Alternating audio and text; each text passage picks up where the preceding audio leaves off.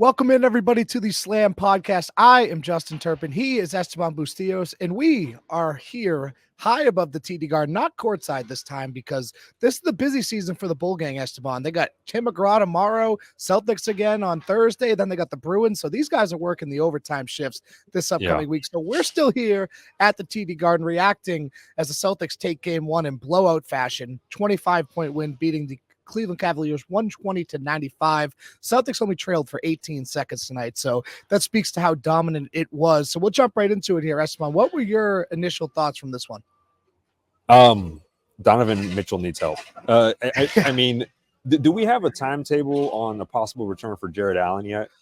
He was working out today during shoot around, but they really haven't disclosed much. In pregame, we were all waiting for JB Bickerstaff to come to the podium. Turns out he went to the other room, so no one got a chance to talk to him pregame except for a select handful of Cleveland reporters. So that was fantastic, and that was our chance to get an update on Jared Allen, which we didn't get.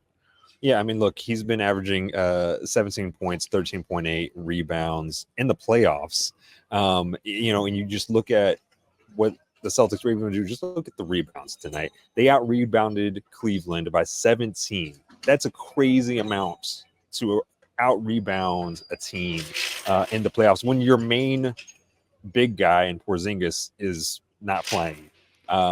So yeah, I mean, Mitchell, he had a great night, and he's able to do so much, whether that's shooting on the outside or his finishes at the glass are just like works of art. But it's just not enough. Not against this Celtics team, which has so much depth. Where again, you're missing someone like Porzingis, and they don't even bat an eye. They just keep going.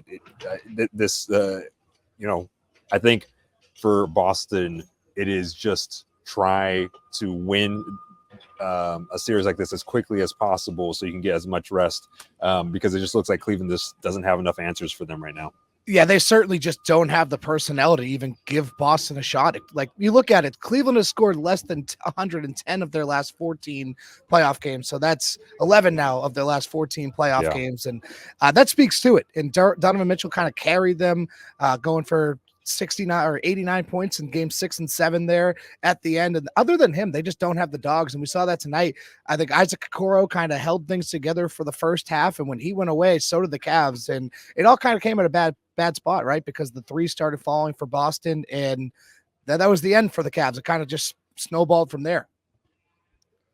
It's kind of weird for Cleveland because they're not technically going small, but they also don't really have a true five that they're starting. I mean, Tristan Thompson, but he's coming off the bench. But you're not going to start Tristan Thompson at this point in his career in a playoff game, especially a playoff game against Boston.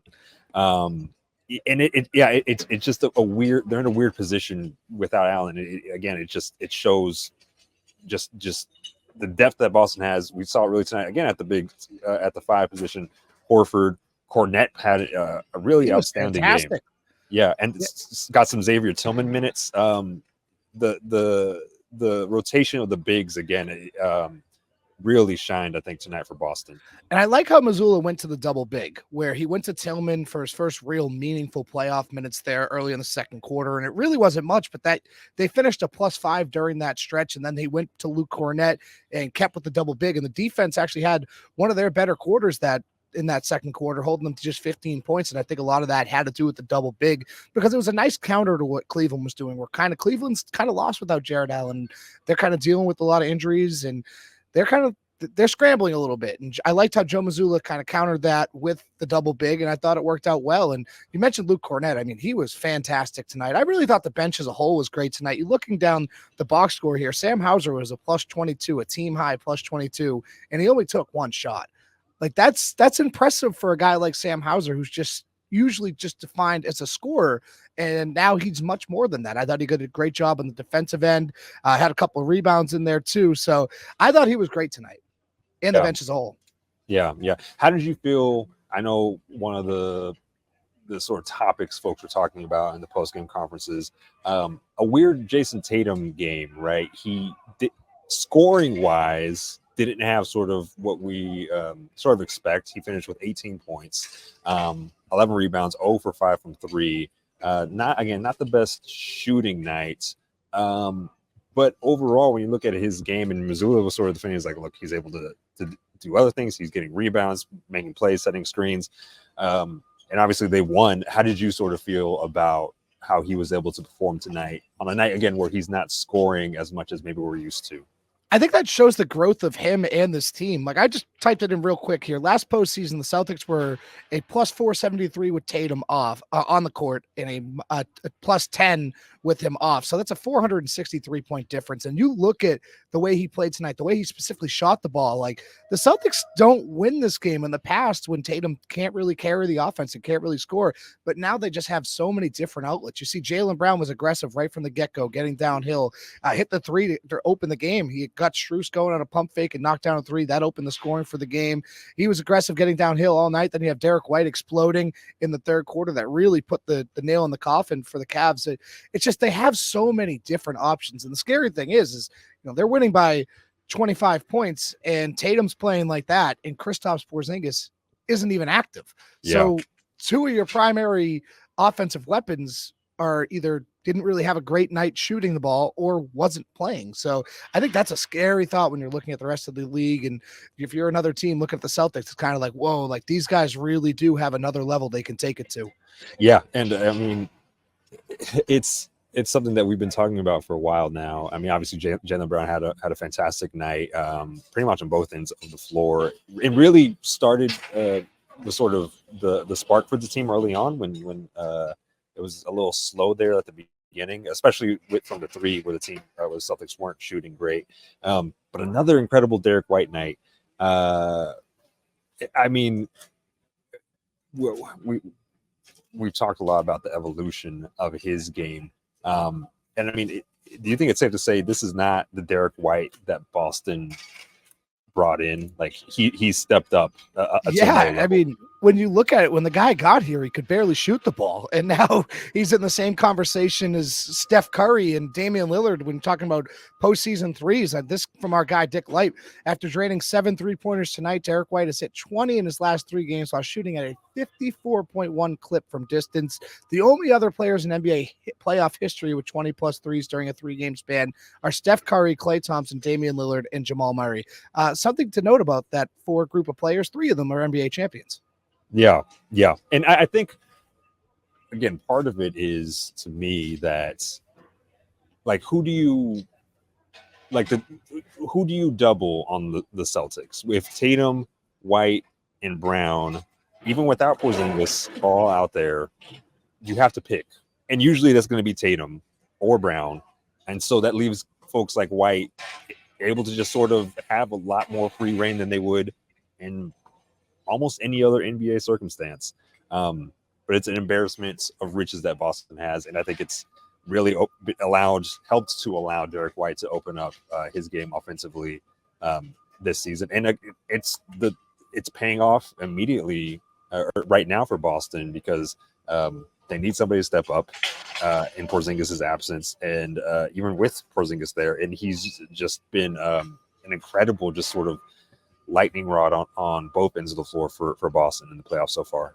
And their depth has just been on full display. Like, I think everyone going into the playoffs and going into the season really was just concerned about the Celtics' depth and what they're going to look like on that end once it gets to postseason play. Like, Peyton Pritchard found himself out of the rotation last year. I know he was a meaningful part of a NBA Finals run, but it's kind of getting back to that postseason basketball, that physicality. He's answered the call. Sam Hauser's answered the call. Luke Cornett has been fantastic in the 2 games we've seen him. I mean, just stepping in seamlessly for Kristaps Porzingis, and that's what the Celtics need. And it just shows how deep they are. And I think that's a compliment to the rest of the roster as well, where those guys can come in and make a difference because of the little things like Jayson Tatum screening, Jaylen Brown pushing the ball in transition. Those little things make it easier for everyone else. So it's just a well-connected unit, and they are really just firing on all cylinders. And you look at this game tonight, and once again, it started on the defensive end. Outside of Mitchell, they had nothing going. 37 of 90, 41%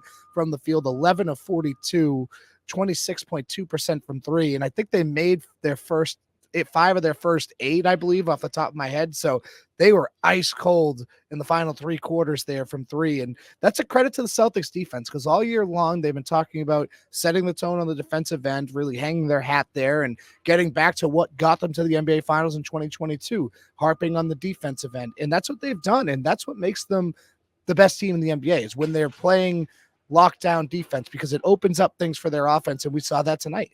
Yeah. And I think another stat from tonight, a big stat from tonight from Dick Lipe.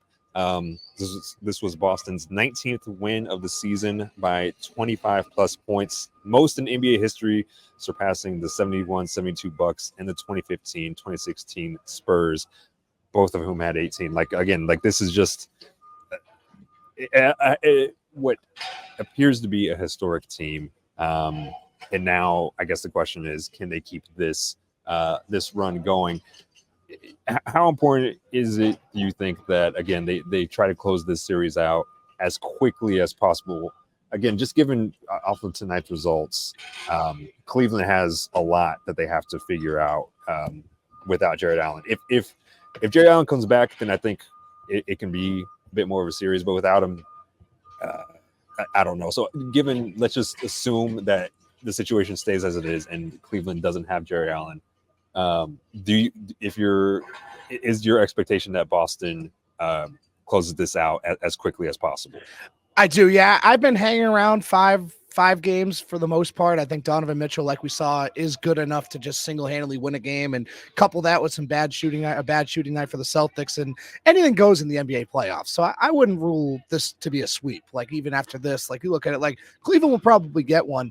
But when you're looking at if the Celtics can take care of business, like, Mitchell Robinson goes down today for the Knicks, and it's reported that he's going to miss 6 to 8 weeks. So that's another key piece of New York's rotation that's gone. And as we all know, Tom Thibodeau does not go deep into his rotation. So by the time, if it is the Knicks, they get to the Eastern Conference Finals, they are going to be running on fumes. They are going to be so gassed. And meanwhile, the Celtics will, if I'm assuming that Pacers team, I think that Pacers series is going to go long. So the Celtics should have more time to rest in between. And they looked like the more well-rested team tonight. Obviously, it's been like a week since they played. Meanwhile, Cleveland's coming off a 7-game series, and they had 1 day off. So you look at that, it's like all these advantages are perfect for the Celtics, and it's a product of them doing what they did in the regular season. Like, they're going to have, people are saying they're going to have a cakewalk to the NBA Finals, and they've earned that. They've earned the right to play these teams because of how dominant they were in the regular season. And I will say, talking before about, before we got on the pod, about like Minnesota, looking at the West and like what those teams are going out there to get to the finals out there, like for Boston is like,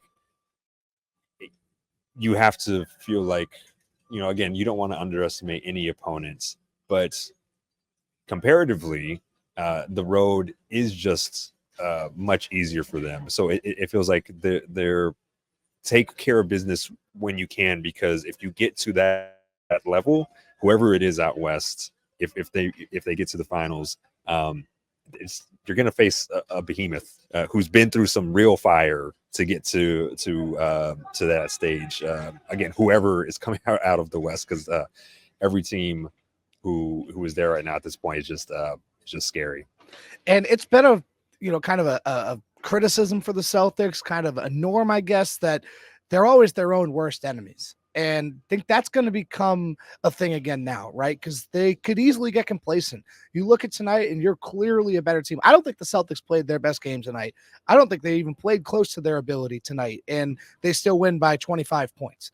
So when you look at that, it's kind of easy to let complacency settle in, but they fought against that all year. And it's just a matter of kind of keeping that business-like approach where they come in every game this postseason like they are trailing. They haven't played down to their opponent, and they did that all regular season too. They don't play down to their opponents. They simply come out and take care of business and let their game talk. And that's the trait of a championship team. So a team that just shows up every day, ready to go, and just takes care of business. And the Celtics have done that consistently throughout the year, and that's probably their best trait. Yeah. Terp, before we go, I know you got to get on a call here soonish. Do the live hit on EEI. Anything that you want to see, they did almost everything right. Anything that you want to see sort of improve for next game? I'm just going to go back to Tatum in terms of scoring. He had a bit again on just only on that end. I won't even say offensively a bad night, just scoring wise, not what we expect to see him. But again, like he usually reverts to the norm very quickly on his bad game. So I expect to see that adjusted in the next game. What is something that you want to see just heading forward in the series? Yeah, I'm with you definitely with the Tatum scoring, where there was a couple times where he had like Marcus Morris out there on the wing against him, and he settles for like a step back three. I'm like, dude, what are you doing? Just blow by him. So I think the Tatum scoring is a good one. And really, I just kind of want to see them kind of get a little bit more into their offense. I think they were kind of stagnant a little bit tonight. And Joe Mazzulla mentioned that a little bit post game, where there were stretches of good offensive execution, and I thought sometimes they got away from that. And that's normal. You're not going to be perfect throughout a 48-minute game, but I'd like to see a little bit more consistency in that department. But when you look at it, like I said, the Celtics did not play their best game tonight. And to walk out of this building tonight with a 25-point victory, that's going to be scary if you're Cleveland looking across and looking at that scoreboard. Yeah. So game 2, we're back here Thursday night, and that should be the whole slammed gang. Me, you, our fearless leader Megan Adelini, and then you're going to Cleveland, Ohio for game 3. I am. Yeah. Was it Joakim Noah that had that quote that like, who the hell wants to go to Cleveland? Was that him? I think so. It sounds like I would ever have gone to Ohio if not for this, but I'm looking forward to it. I've actually never done a road playoff game in the NBA, so I'm not even covered or a fan, so I'm looking forward to it. It should be good. You ever been to Cleveland before? I haven't. Have you? You drove through it. I know we were talking I the drove off-air show. through Cincinnati. I don't think I actually went to Cleveland. There's a lot of corn in Ohio, so nice. Yeah, you'll probably see some cornfields, but yeah, man, it'll be good. We'll talk more about it later. Oh, for sure. I'll give you the whole rundown once I get back. I'll tell you my favorite where my favorite corn spot is, everything, all the good stuff, all the hard-hitting journalism you come to the Slam podcast for. But that'll do it for us. Just a quick recap of the game. Esteban, you can get him on Twitter at @E_Bustillos4. Did I get that right? That's the one. Look at that. And you can get me at Justin M. Turpin. Like Esteban said, we'll be back. Mega will be back, our fearless leader, on Thursday after game 2, and we will chat with you guys then. Thanks for listening.